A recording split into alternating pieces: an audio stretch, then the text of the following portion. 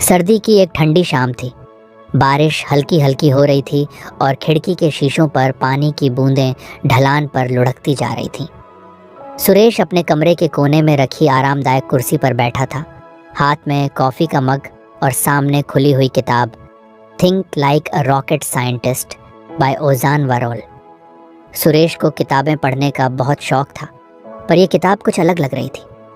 उसने सुना था कि यह किताब लाइफ चेंजिंग हो सकती है और आज उसने तय किया था कि इसे पढ़कर खुद को भी बदलने की कोशिश करेगा। जैसे ही उसने पहले चैप्टर के पन्ने पलटे, उसकी नज़र एक लाइन पर ठहर गई, reframe problems to generate better solutions. वो सोचने लगा, ये तो बड़ा फैंसी सा कॉन्सेप्ट लग रहा है। रीफ्रेम प्रॉब्लम्स मतलब क्या हम प्रॉब्लम्स को अलग नज़रिए से देख सकते हैं?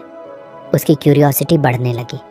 पढ़ते पढ़ते उसे मार्स पोलर लैंडर प्रोजेक्ट का एग्जाम्पल मिला। सुरेश को स्पेस साइंस में हमेशा से दिलचस्पी थी, तो ये किस्सा और भी कैप्टिवेटिंग लगने लगा। कहानी ये थी कि जब नासा के साइंटिस्ट्स मार्स पर रोवर भेजने की तैयारी कर रहे थे, तो उनका फोकस सिर्फ लैंडिंग इश्यूज को सॉल्व करने पर था।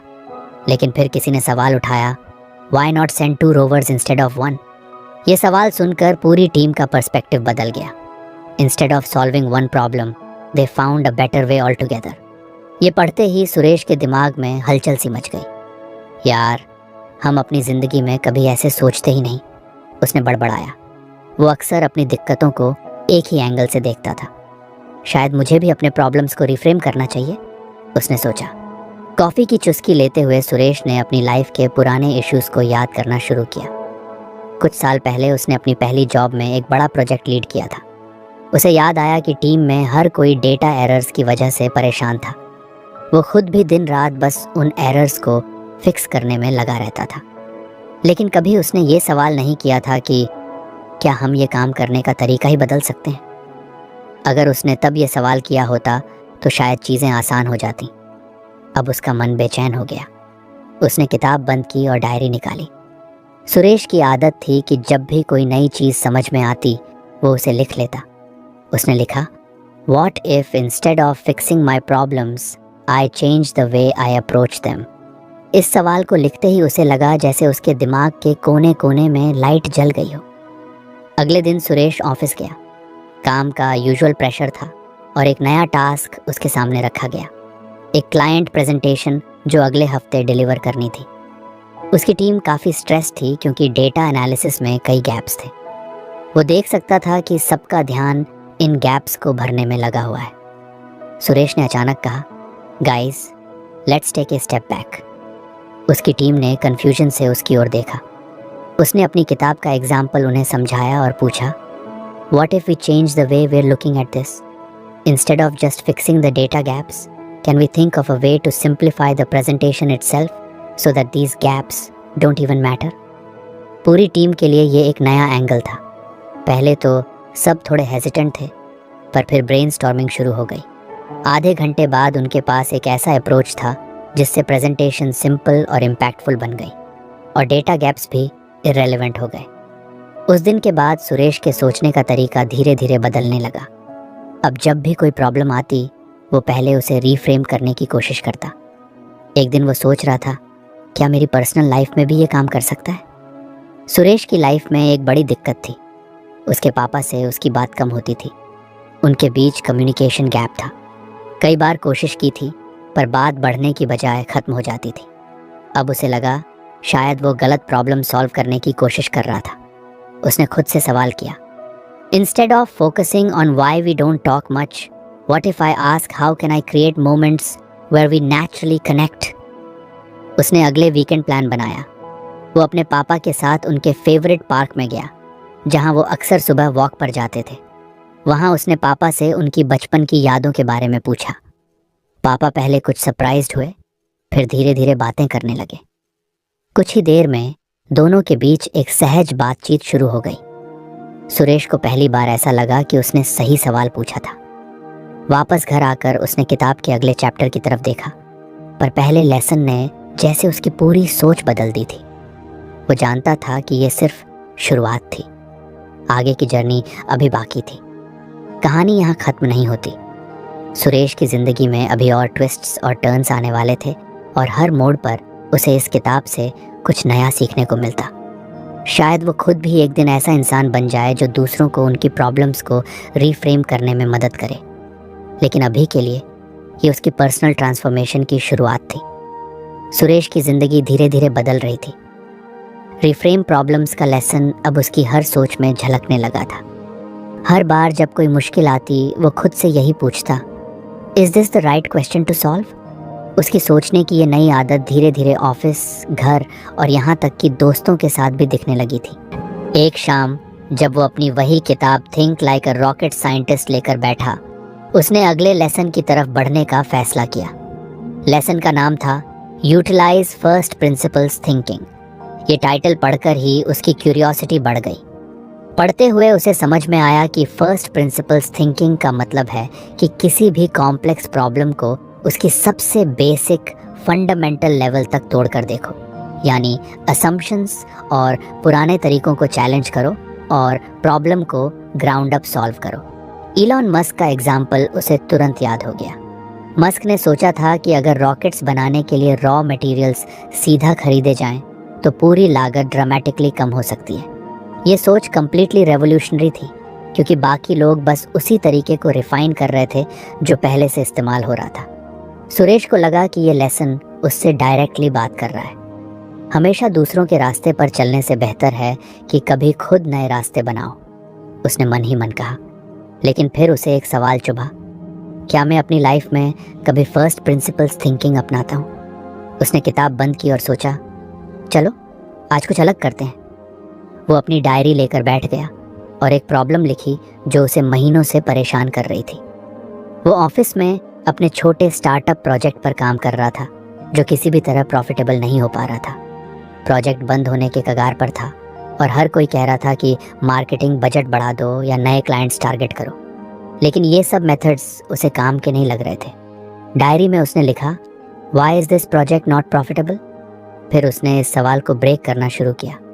उसने खुद से पूछा, 1, हम क्लाइंट्स क्यों नहीं ला पा रहे? 2, हमारे प्रोडक्ट की असली लागत क्या है? 3, क्या हम सही ऑडियंस को टारगेट कर रहे हैं? और सबसे बड़ा सवाल, क्या हम असम्पशंस पर चल रहे हैं या सच में प्रॉब्लम की जड़ को देख रहे हैं? धीरे धीरे वो प्रॉब्लम की तह तक पहुंचने लगा। उसे लगा कि शायद उनकी प्राइसिंग मॉडल ही गलत थी। वो कॉम्पिटिटर्स को देखकर अपनी कीमतें सेट कर रहे थे, पर ये कभी एनालाइज नहीं किया था कि उनके प्रोडक्ट की असली वैल्यू क्या है। उसने तय किया कि अगले दिन अपनी टीम के साथ मीटिंग करेगा और इस इश्यू को एकदम बेसिक लेवल से डिस्कस करेगा। अगले दिन सुरेश ने टीम को कॉन्फ्रेंस रूम में बुलाया। सबके चेहरे पर वही टेंशन थी, प्रोजेक्ट फेल होने का डर। सुरेश ने मार्कर उठाया और वाइट बोर्ड पर लिखा, what problem are we solving? Team चुप रही।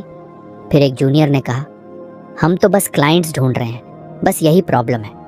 सुरेश मुस्कुराया, एग्जैक्टली, यही तो गलती है।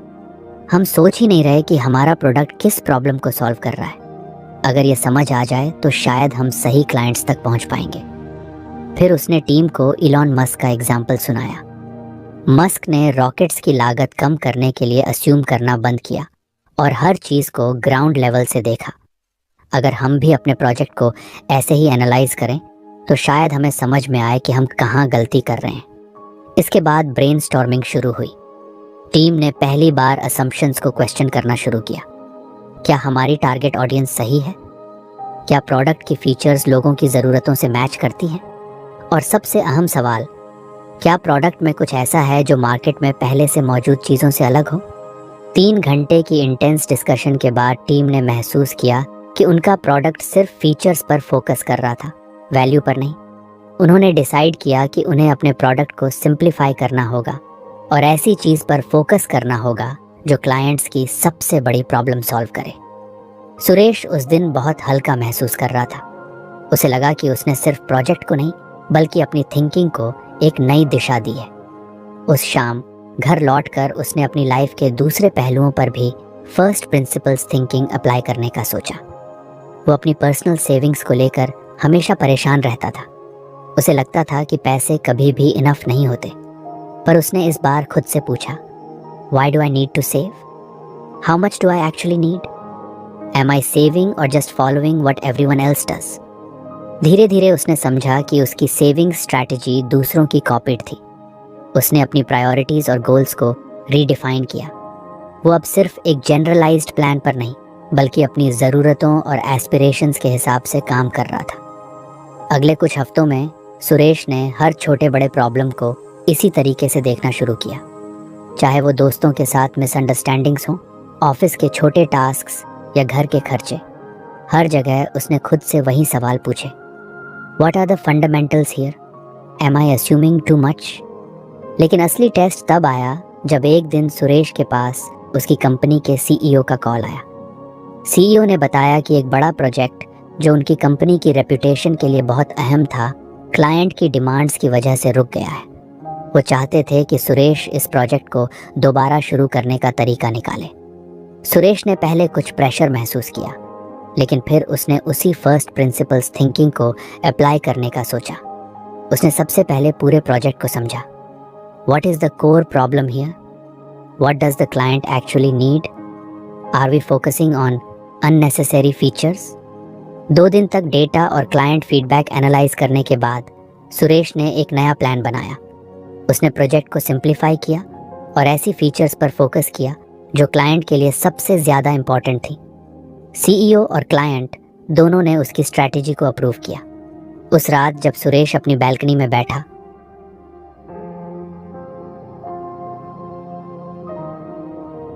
उसने आसमान की तरफ देखा। ठंडी हवा चल रही थी और उसे ऐसा लगा जैसे उसकी सोच अब और क्लियर हो चुकी है। उसने मन ही मन खुद से कहा, ये किताब सच में लाइफ चेंजिंग है। रीफ्रेम प्रॉब्लम से लेकर फर्स्ट प्रिंसिपल्स थिंकिंग तक हर लेसन मुझे एक better version of my self बना रहा है। लेकिन ये तो सिर्फ शुरुआत थी। किताब के अगले चैप्टर्स अभी बाकी थे और सुरेश जानता था कि हर लेसन उसकी ज़िंदगी में एक नया मोड़ लाएगा। शायद वो एक दिन दूसरों को भी इस सोचने के तरीके से इंस्पायर कर सके। सुरेश की ज़िंदगी में अब एक नई ऊर्जा आ चुकी थी। Think like a rocket scientist की किताब ने उसकी सोच को पूरी तरह से बदल दिया था। अब वह हर समस्या को नए तरीके से देखता था और हर चुनौती का सामना एक नई दिशा से करता था। उसने रीफ्रेम प्रॉब्लम्स और फर्स्ट प्रिंसिपल्स थिंकिंग के लेसन्स को अपनी लाइफ में पूरी तरह से लागू किया था और अब वह अगली चैप्टर की ओर बढ़ चुका था। जब उसने तीसरे लेसन की शुरुआत की तो लिखा था, learn fast instead of Fehling fast. जैसे ही उसने यह लाइन पढ़ी, उसके दिमाग में एक हलचल सी मच गई। उसे याद आया कि वह कई बार सुन चुका था कि सिलिकॉन वैली में फेल फास्ट की सलाह दी जाती है और यह मांट्रा काफ़ी पॉपुलर था। लेकिन वारल की बात कुछ अलग थी। उसने इस लेसन में कहा था कि हमें फेल फास्ट नहीं बल्कि लर्न फास्ट की सोच अपनानी चाहिए। सुरेश को यह बात कुछ अजीब लगी। Fail fast? हम अक्सर तो यही सुनते हैं कि अगर जल्दी गिरो तो जल्दी उठो, लेकिन अगर गिरने के बजाय जल्दी सीख लिया जाए तो क्या होगा? उसने सोचा। वो किताब में आगे बढ़ा और वारोल ने सीखने के लिए असफलताओं से तेज़ी से सीखें के बारे में कुछ और उदाहरण दिए। एक था थॉमस एडिसन का एग्जाम्पल। एडिसन ने हज़ारों बार बल्ब बनाने की कोशिश की, लेकिन वह कभी इसे एक फेलियर के रूप में नहीं देखते थे। हर बार वह यही सोचते थे, मैंने एक और तरीका ढूंढ लिया है जो काम नहीं करता। इसी तरह उसके सारे प्रयोग उसे नए तरीके से सीखने का मौका देते थे और आखिरकार उसे सफलता मिली। सुरेश ने सोचा, क्या मैं कभी किसी फेलियर से सच्चे मायनों में सीख पाया हूँ? वह अक्सर अपनी पिछली गलतियों पर पछताता था, लेकिन उसने कभी यह नहीं सोचा कि उन गलतियों से वह क्या सीख सकता है। वह सिर्फ असफलताओं को एक नुकसान की तरह देखता था, लेकिन अब उसे लगा कि शायद उसकी सोच में कुछ कमी थी।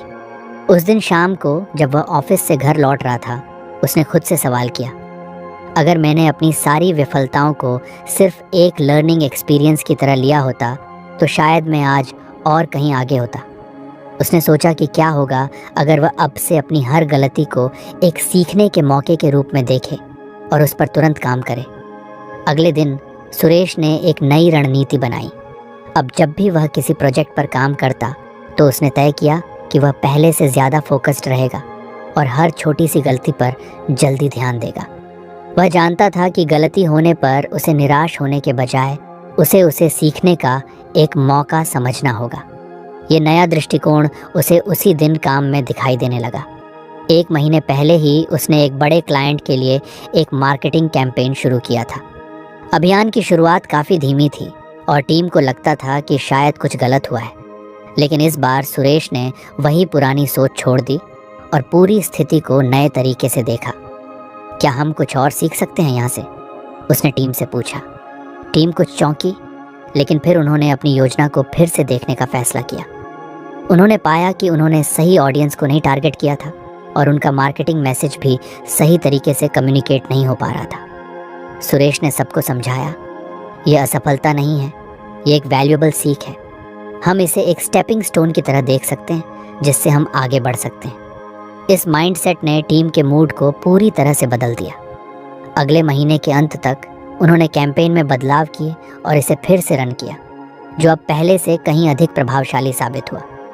सुरेश का यह नया तरीका अब न केवल काम में बल्कि उसके व्यक्तिगत जीवन में भी काम करने लगा था। एक दिन वह अपनी बगल वाली दुकान पर गया था, जहां वह अक्सर अपनी माँ के लिए किराने का सामान खरीदता था।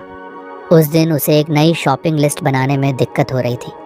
वह चीज़ों को याद नहीं रख पा रहा था और हर बार लिस्ट बदलने की कोशिश कर रहा था। लेकिन अब सुरेश ने इस पर पहले से अलग सोचा। क्या मैं इसे गलती मान रहा हूँ? उसने सोचा। क्या यह एक लर्निंग अपॉर्चुनिटी हो सकता है?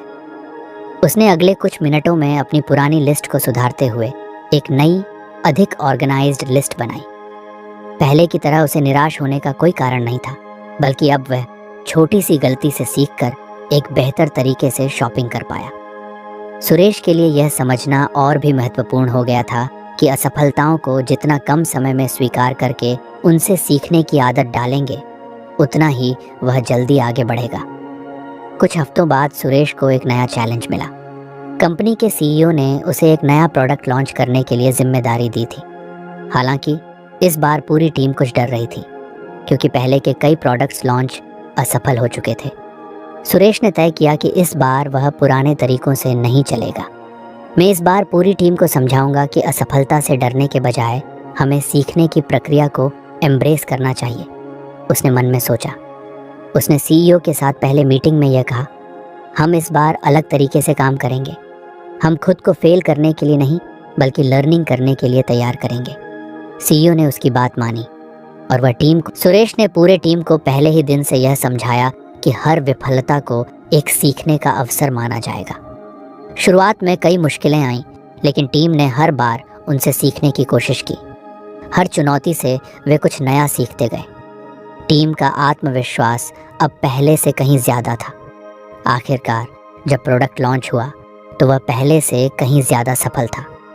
लॉन्च के बाद सीईओ ने सुरेश को धन्यवाद दिया और कहा, आपका अप्रोच काफ़ी अलग था। आपने हमें न सिर्फ नाकामियों से सीखने की ताकत दी, बल्कि हमें यह भी समझाया कि असली सफलता असफलताओं में ही छिपी होती है। सुरेश अब जानता था कि फेलियर्स सिर्फ एक टेम्पोरेरी सेटबैक होते हैं और अगर हम उनसे सीखने की मानसिकता रखेंगे तो हम एक दिन सफल ज़रूर होंगे। इस अनुभव ने उसे यह भी समझाया कि हर प्रक्रिया, हर कदम, चाहे वह छोटा हो या बड़ा, कुछ ना कुछ सिखाता है और यही सीख उसे अपने भविष्य के लिए सबसे बड़ा एसेट बन गई थी। जब वह घर लौटता था तो हमेशा यही सोचता था कि क्या होता अगर उसने पहले यह माइंडसेट अपनाया होता। लेकिन अब वह जानता था कि उसने जो भी सीखा वह उसे अपने अगले बड़े कदम तक ले जाएगा। वह पूरी किताब को फिर से पढ़ने के बारे में सोचता था, क्योंकि उसे यकीन था कि हर नया लेसन उसे और बेहतर बनाएगा। लेकिन अभी तो यह शुरुआत थी और सुरेश जानता था कि अब तक उसने जो कुछ भी सीखा है वह उसे ज़िंदगी की एक लंबी और रोमांचक यात्रा की तरफ ले जाएगा। सुरेश की ज़िंदगी अब एक नए मोड़ पर थी। Think like a rocket scientist ने उसकी सोच को पूरी तरह से बदल दिया था। वह अब हर समस्या को एक नए दृष्टिकोण से देखता था और उसका आत्मविश्वास भी बढ़ चुका था। वह learn fast instead of Fehling fast के प्रिंसिपल को पूरी तरह से समझ चुका था और अपनी गलतियों से सीखने की प्रक्रिया को भी अपनाया था। लेकिन अब उसके सामने एक और बड़ा सवाल था, क्या वह अपने विचारों को और भी खुला और स्वीकार्य बना सकता है? एक दिन जब वह अपनी किताब पढ़ रहा था तो वह अगला लेसन पढ़ने के लिए रुका। Prove yourself wrong. ये पढ़ते ही उसे एक अजीब सा एहसास हुआ। उसने सोचा, क्या हम कभी अपनी ही सोच को चुनौती देते हैं? क्या हम अपने बिलीव्स या प्लान्स को गलत साबित करने की कोशिश करते हैं? यही लेसन था। कॉन्फर्मेशन बायस को मात देने के लिए हमें अपनी सोच को चुनौती देनी चाहिए। वरोल ने लिखा था, हम अक्सर वही देखते हैं जो हम मानते हैं। अगर हम अपने बिलीव्स को गलत साबित करने की कोशिश करें तो हमें नए पर्सपेक्टिव्स मिल सकते हैं। सुरेश ने यह सोचा, क्या मैं अपनी ज़िंदगी में कभी ऐसी कोशिश करता हूँ? इस सोच ने उसे पूरी तरह से हिला दिया। उसे याद आया कि वह हमेशा वही करता था जो उसे सही लगता था। वह सिर्फ वही निर्णय लेता था जो उसकी अपनी सोच के अनुरूप होते थे, बिना यह जाने कि कहीं उसकी सोच में कोई खामी तो नहीं। कभी कभी वह दूसरों की सलाह को नज़रअंदाज कर देता क्योंकि वह सोचता था कि मेरे पास ही सबसे अच्छा रास्ता है। सुरेश ने यह तय किया कि वह अपनी सोच को चुनौती देने की कोशिश करेगा और इस बार वह खुद को गलत साबित करने के लिए खुले मन से तैयार होगा। यही तो एक सच्चा वैज्ञानिक दृष्टिकोण था जो वारोल ने बताया था। हर व्यक्ति को अपनी सोच को परीक्षण में डालने और खुद को गलत साबित करने की कोशिश करनी चाहिए। कुछ दिन बाद जब वह ऑफिस गया तो उसने एक नया प्रोजेक्ट शुरू किया था। ये एक नया मार्केटिंग कैंपेन था, लेकिन इस बार सुरेश ने पूरी तरह से अलग तरीका अपनाने का सोचा। अब वह पूरी तरह से अपने असम्पशंस को चैलेंज करेगा। वह टीम के सामने खड़ा हुआ और बोला, हमने पिछले कैंपेन में जो स्ट्रैटेजीज अपनाई थीं, उनका क्या परिणाम था? क्या हमने किसी भी तरीके से गलतियां की हैं? टीम कुछ चौंकी क्योंकि आमतौर पर सुरेश बहुत कॉन्फिडेंट रहता था, लेकिन इस बार उसकी आवाज़ में एक अलग तरह की ओपननेस थी। टीम के एक सदस्य ने कहा, हमने ज़्यादा फोकस किया था ब्रांड अवेयरनेस पर, जबकि एक्चुअल ज़रूरत थी कस्टमर एंगेजमेंट की। सुरेश ने उसकी बात सुनी और फिर खुद से पूछा, क्या हम कभी सोचते हैं कि हमारी स्ट्रैटेजी गलत हो सकती है? आज से हम कोशिश करेंगे खुद को गलत साबित करने की। उसने कहा, हम अपने असम्पशंस को चैलेंज करेंगे और ये देखेंगे कि क्या हम सच में सही दिशा में जा रहे हैं। इस बार टीम ने पूरी तरह से नए तरीकों को अपनाने की योजना बनाई। उन्होंने पुरानी स्ट्रैटेजीज को पूरी तरह से नकारा और अपनी सोच को फिर से किया। क्या वे सही ऑडियंस को टारगेट कर रहे थे? क्या उनकी कम्युनिकेशन स्ट्रैटेजी सही थी? क्या प्रोडक्ट और सर्विस की प्राइसिंग ठीक थी? उन्होंने एक नया अप्रोच अपनाया जो पूरी तरह से उनके पुराने असम्पशंस को चुनौती दे रहा था। कुछ दिन बाद सुरेश और उसकी टीम ने एक मीटिंग रखी और अपने नए रिसर्च फाइंडिंग्स को डिस्कस किया। उन्होंने पाया कि उनके पुराने तरीके बहुत जगह गलत थे। उन तरीकों में कई ऐसी बातें छिपी हुई थीं जिन्हें वे अब तक अनदेखा कर रहे थे। हमने पूरी तरह से अपने खुद के असम्पशंस को चैलेंज किया, सुरेश ने कहा। इससे हमें कई ब्लाइंड स्पॉट्स नजर आए। अगर हम अपनी पुरानी सोच के साथ चलते तो हम कभी इन्हें पहचान नहीं पाते। इसी सोच को अपनाते हुए सुरेश ने अपनी पर्सनल लाइफ में भी इसे लागू करने का फैसला किया। वह हमेशा एक खास तरीके से सोचता था। जब भी उसे किसी काम को करना होता तो वह अपनी पहले से तय की हुई योजनाओं पर ही चलता था। लेकिन अब उसने सोचा, क्या होगा अगर मैं खुद को रॉन्ग साबित करने की कोशिश करूंगा। एक दिन जब वह अपने पुराने दोस्तों से मिलने गया तो एक चर्चा के दौरान लेकिन फिर उसने खुद से पूछा, क्या मुझे खुद को रॉन्ग साबित करने का एक मौका नहीं देना चाहिए? अचानक उसने अपने विचारों को चुनौती दी और कहा, आप लोग सही हो सकते हैं, चलिए इसे आजमाते हैं। इसने उसकी दोस्ती को और भी मजबूत बना दिया क्योंकि वह अब खुद को ओपन माइंडेड और फ्लेक्सिबल बना चुका था। कुछ दिन बाद सुरेश ने अपने जीवन के एक बड़े फैसले पर भी विचार करना शुरू किया। उसकी नौकरी को लेकर उसके मन में कई सवाल थे।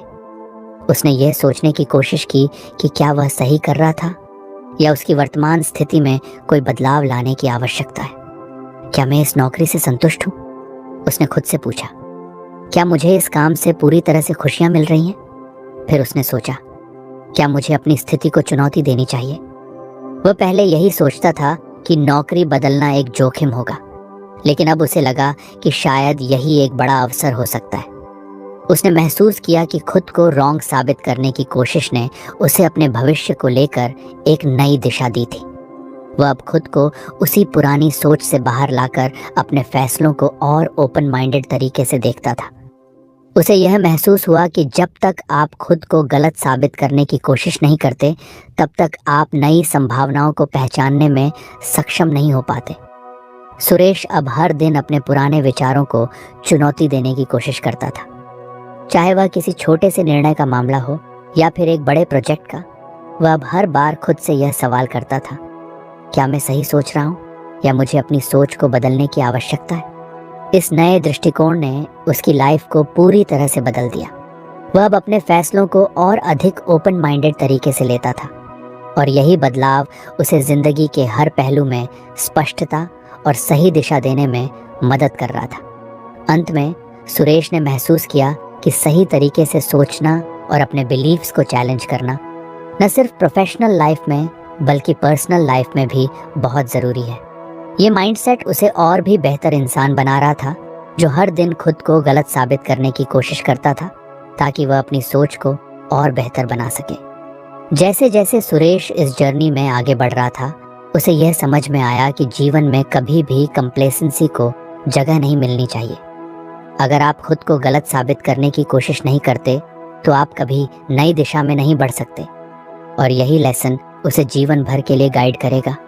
प्रूव योरसेल्फ रॉन्ग, और इससे आपको अपनी सबसे बड़ी ताकत मिलेगी। सुरेश अब अपने जीवन में नई ऊंचाइयों को छूने की सोच रहा था। Think like a rocket scientist की किताब ने उसे न केवल अपने पुराने तरीकों को चुनौती देने की आदत डाली थी, बल्कि अब वह और भी बड़ी सोच अपनाने के लिए तैयार था। प्रूव योरसेल्फ रॉन्ग के बाद अगला लेसन था एम्ब्रेस मूनशॉट थिंकिंग। जब उसने यह लाइन पढ़ी तो वह चौंक पड़ा। Moonshot thinking? उसने खुद से सवाल किया, क्या इसका मतलब सिर्फ चांद तक जाने की सोच है? वह सोच में पड़ गया। वरोल ने इस कॉन्सेप्ट को काफ़ी दिलचस्प तरीके से समझाया था। मूनशॉट थिंकिंग का मतलब था ऐसी महत्वाकांक्षी योजनाएं बनाना जो पूरी दुनिया के लिए बदलाव ला सके और उन्हें हासिल करने के लिए पूरी दुनिया के रीति रिवाजों को तोड़कर नए तरीके अपनाने की कोशिश करना। सुरेश ने किताब में आगे पढ़ा। वरोल ने कहा था, मूनशॉट थिंकिंग केवल बड़ी योजनाओं तक सीमित नहीं है, बल्कि यह हमारी सोच को पूरी तरह से बदलने की कोशिश होती है।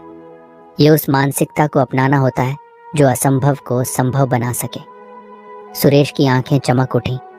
उसे लगा कि यही वह विचार था जिसकी उसे तलाश थी। उसे यह समझ में आ गया कि अगर वह सिर्फ छोटे कदमों में सोचता रहेगा तो वह कभी बड़े लक्ष्यों तक नहीं पहुंच पाएगा। वह खुद को अक्सर सीमित कर देता था, यह सोचकर कि यह मुझसे नहीं हो सकता या यह सिर्फ बड़े लोगों के लिए है।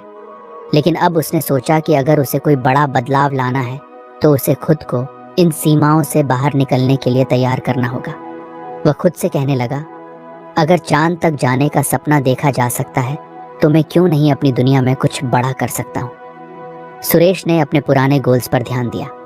पहले वह हमेशा छोटे लक्ष्यों को ही सेट करता था, जैसे कि अगले महीने एक छोटे प्रोजेक्ट को सफल बनाना या एक छोटी सी मार्केटिंग रणनीति को लागू करना। वह यही सोचता था कि अगर छोटे लक्ष्य पूरे हुए तो यही बड़ी बात है। लेकिन अब उसने सोचा, क्या मैं कभी बड़ी सोच रखता हूँ? क्या मैंने कभी कुछ ऐसा सोचा है जो पूरी दुनिया को बदल सके? कुछ दिन बाद जब वह ऑफिस में बैठा था और अपने कोवर्कर से बात कर रहा था तो उसने अचानक ये सोचने की कोशिश की कि वह क्या बड़ी सोच रख सकता है। उसके मन में कई विचार आने लगे, लेकिन एक बात जो उसे ज़्यादा असरदार लगी वह थी कंपनी को पूरी दुनिया में अपनी पहुंच बढ़ाने के बारे में सोचना। क्या होगा अगर हम अपनी सर्विस को न सिर्फ एक देश में बल्कि पूरे एशिया में पहुंचाएं? उसने सोचा। उसने अपनी टीम के सामने यह विचार रखा, हम सिर्फ अपने देश में ही क्यों रुके? क्या हम पूरे एशिया में अपना व्यापार नहीं फैला सकते? क्या हम ऐसा कुछ कर सकते हैं जो हमसे पहले किसी ने नहीं किया हो? उसकी बात ने टीम के भीतर हलचल मचा दी। सभी को लगा कि यह विचार कुछ अजीब था, लेकिन सुरेश के चेहरे पर एक नई ऊर्जा थी जो सभी को प्रेरित कर रही थी। वह अपनी टीम को समझाता गया, मून शॉट थिंकिंग का मतलब ये नहीं है कि हम तुरंत सफलता की उम्मीद करें। इसका मतलब है हम एक ऐसी योजना बनाते हैं जिसे हम पूरा करने के लिए पूरी दुनिया को चुनौती देंगे। ये सोचने का तरीका हमें उन लक्ष्यों तक पहुंचने के नए रास्ते दिखाएगा। सुरेश का यह दृष्टिकोण पहले तो टीम को कुछ डरावना लगा, क्योंकि यह एक बड़ा कदम था, लेकिन धीरे धीरे जैसे जैसे उन्होंने इसे विस्तार से समझा, उन्हें भी एहसास हुआ कि यह एक शानदार अवसर हो सकता है। उन्होंने इसे अपनी योजना में जोड़ा और तय किया कि वे न केवल अपने करंट मार्केट को ध्यान में रखेंगे, बल्कि भविष्य में पूरे एशिया में विस्तार करने के लिए भी कदम उठाएंगे। इस प्रकार सुरेश ने अपने छोटे लक्ष्यों को चुनौती दी और उन्हें बड़े लक्ष्यों में बदलने की कोशिश की। अब वह खुद को एक वैश्विक दृष्टिकोण से देखता था, न कि केवल अपने देश या शहर के संदर्भ में। कुछ महीनों बाद एक नया मौका सामने आया।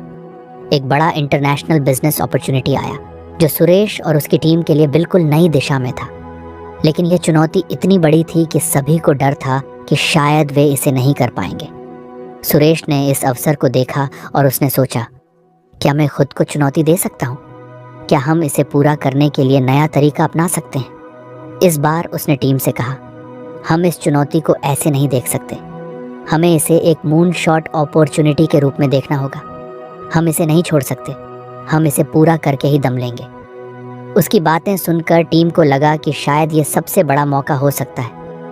सुरेश ने खुद को यह चुनौती दी और उसने हर कदम पर अपनी सोच को बदलते हुए बड़े लक्ष्यों के लिए काम करना शुरू किया।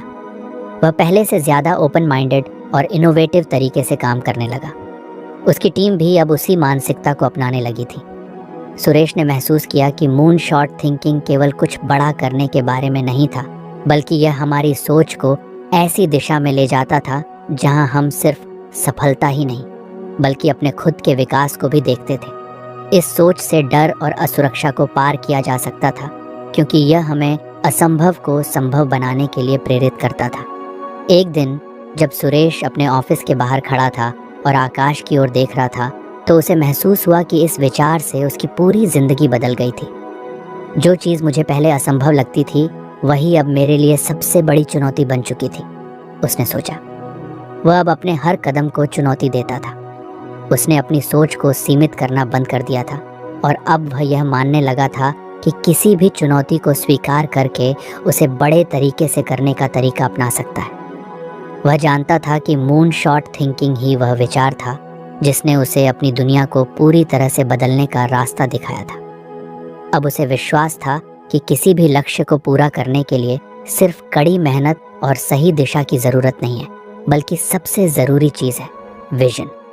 जब आपके पास एक बड़ी दृष्टि होती है तो आपको हर छोटे कदम के बारे में सोचने की बजाय उस बड़े लक्ष्य की ओर बढ़ने का तरीका मिल जाता है। सुरेश ने अंत में महसूस किया कि अगर हम अपने दिमाग से यह सोच निकाल दें कि कुछ असंभव है, तो हम उस दिशा में काम करना शुरू कर सकते हैं। अगर हम भी चांद तक जाने का सपना देख सकते हैं, तो अपने लक्ष्य के लिए मून शॉट थिंकिंग को अपनाकर हम कभी भी अपने सपनों को साकार कर सकते हैं। और इस तरह सुरेश ने अपने जीवन को बदलने की प्रक्रिया में एक नई दिशा प्राप्त की। मून शॉट थिंकिंग के जरिए उसने न सिर्फ अपने काम को बल्कि अपने जीवन को भी एक नई ऊंचाई तक पहुंचाया। तो फ्रेंड्स, ये थी हमारी आज की बुक समरी